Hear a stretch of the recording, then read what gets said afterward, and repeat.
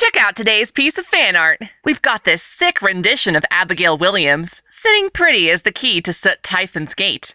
The composition is fun, and I love how the tentacles fit nicely within the page boundary. Thank you so much, Louise DK09.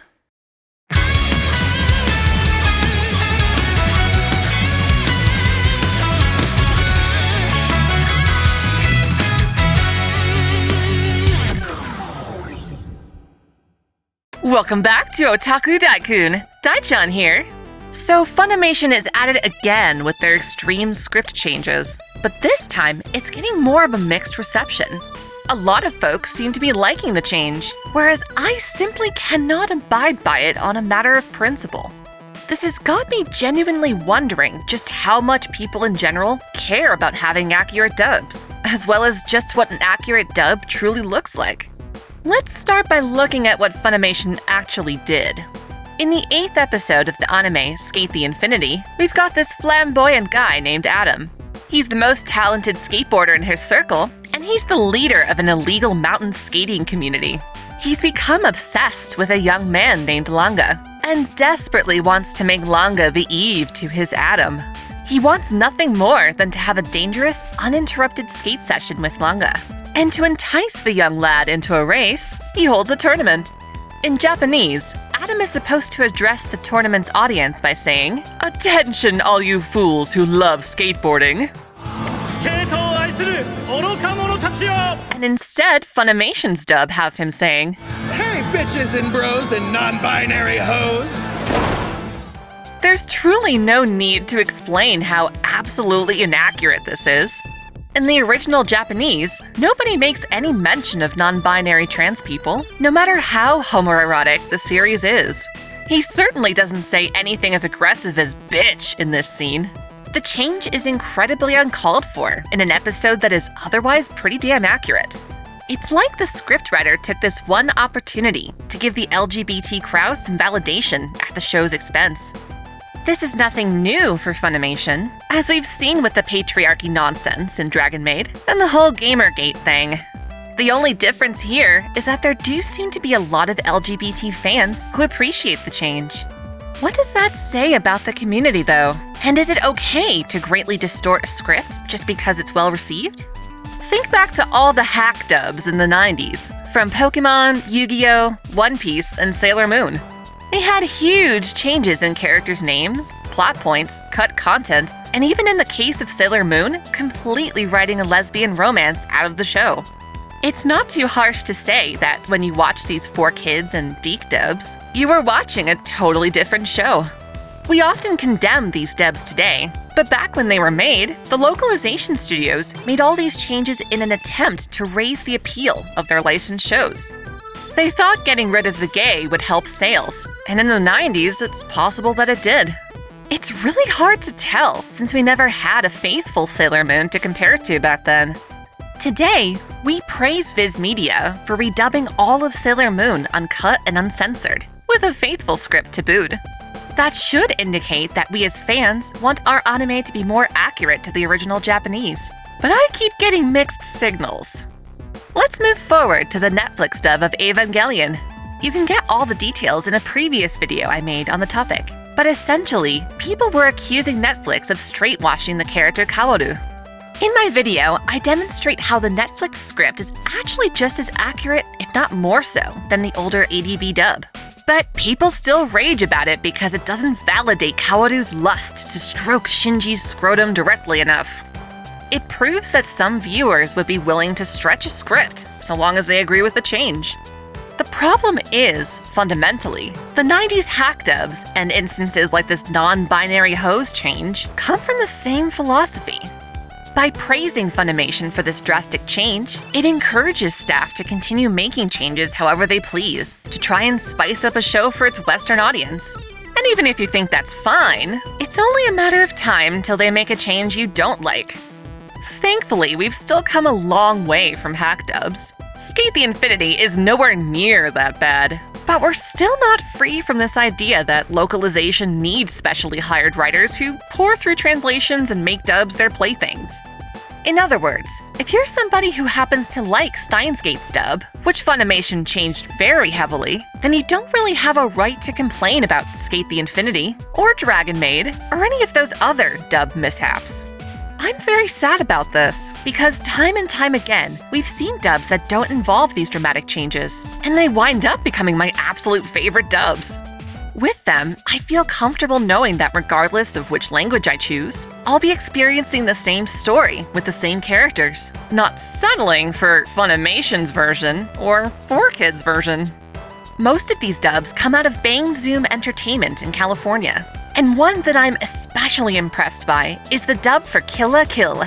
The attention to detail in casting is so clear that nearly all the English voices sound exactly like their Japanese counterparts. Come on then, let's do this! Thus, for the rest of the video, I want to break down a couple of moments from the dub and see just how accurate its script is compared to its Japanese one.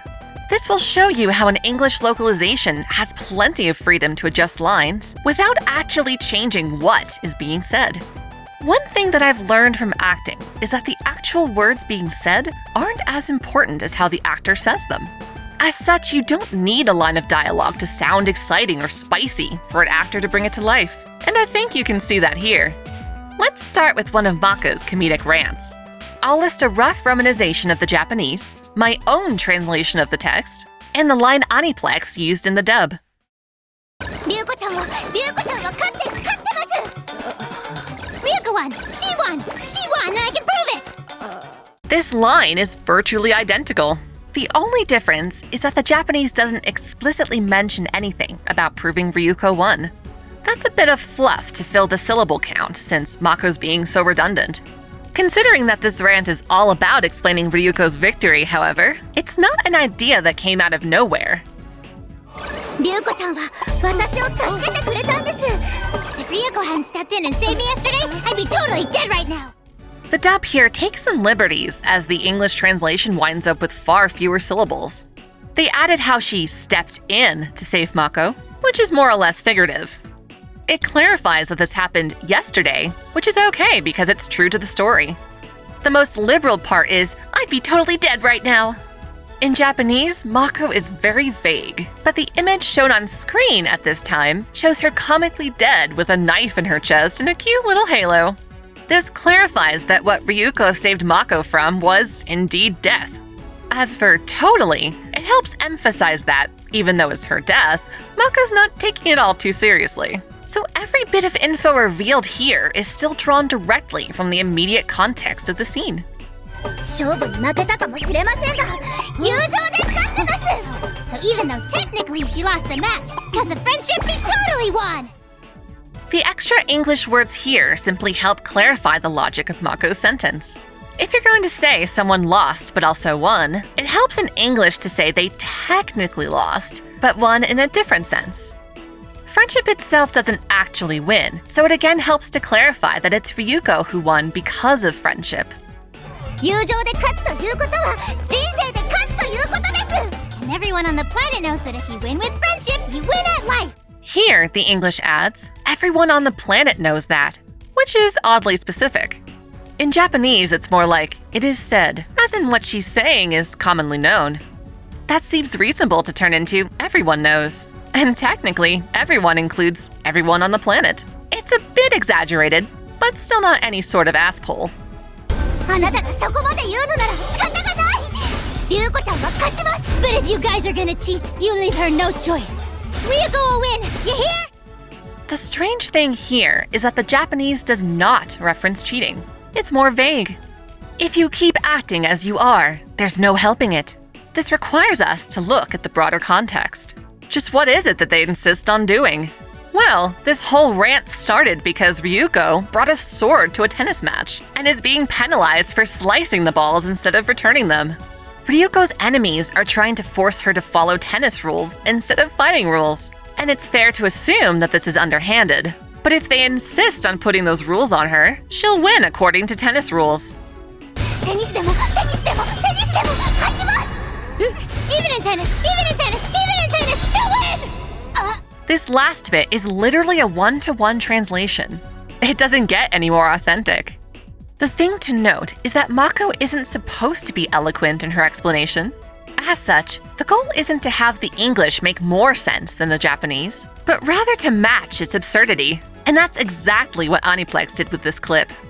Now, let's look at one more bit at the end of their match. Ryuko confronts her rival, Satsuki. 貴様、調子に乗るなよ。 Not quite, you cocky little bitch. Here, the term kisama has long been known to equate to you in an antagonistic way. You bitch or you bastard is an extremely common way to express that hostility.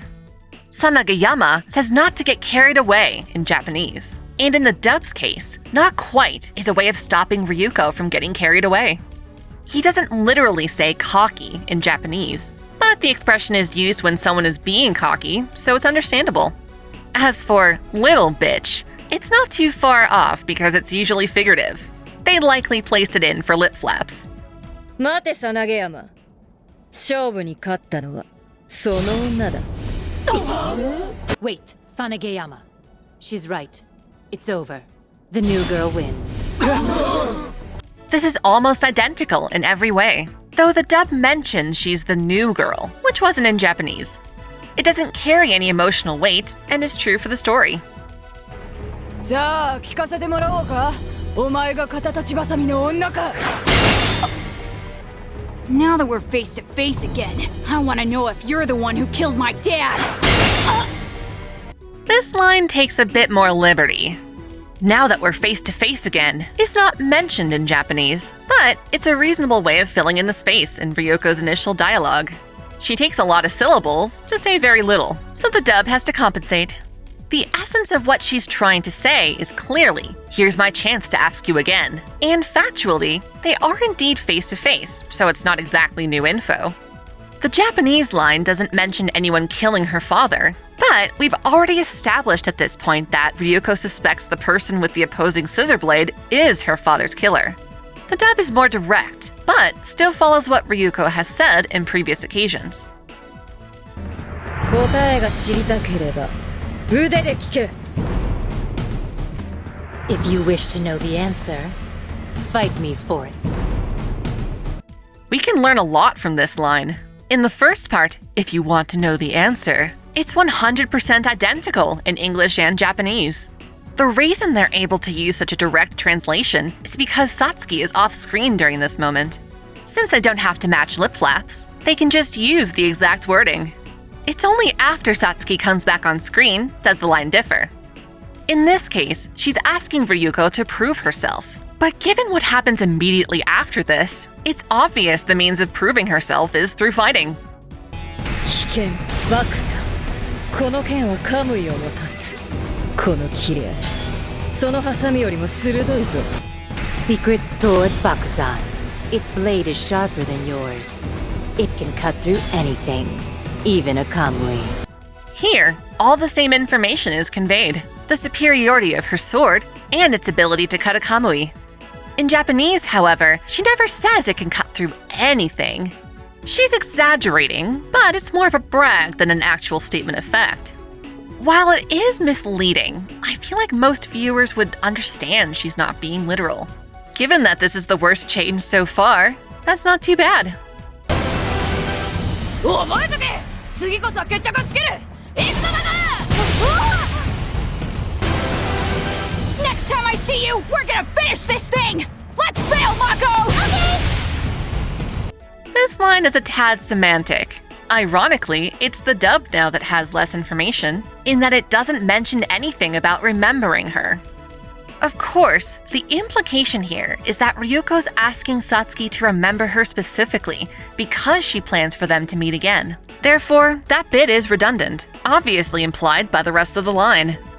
As for let's bail instead of let's go, it's because of slang. In Japanese, there are different ways of saying let's go. In Ryuko's case, ikuzo is very informal, as is much of her Japanese dialogue. Even though it literally translates to let's go, Japanese viewers will recognize the attitude, and so let's bail is a very innocent way of keeping that attitude intact. さすがカムイ。この剣を受けるとは。覚えておくぞ、マトイリュウコ。Just as I thought, Kamuis are quite powerful. You have my attention, Ryuko Matoi. In this case, the Japanese is far more vague. It doesn't use the word powerful, but it's safe to imply because the sword and the kamui have proven to be a match for each other. As for, you have my attention, instead of I'll remember you, it's another case of semantics. To remember someone is the same thing as dedicating your attention to them, in that you're using mental energy on them. And the important thing is that Ryuko has been proven worthy of Satsuki's mental effort. Hopefully, you've now seen that Kill la Kill is a wonderful example of a dub script being faithful and accurate. Lines still read differently to match timing and lip flaps, as some things in Japanese take a lot of syllables to say, while some don't. But the writer knew how to adapt those lines without stretching their integrity. Oftentimes, it's a matter of filling extra syllables, so the dub adds various bits of inconsequential, fluffy dialogue. But it's incredibly important to note that this inflated wording is either meaningless, has the exact same meaning as the Japanese, or pulls from the immediate context of the scene to justify its inclusion. Nothing these characters say in the dub contradicts their Japanese characterization.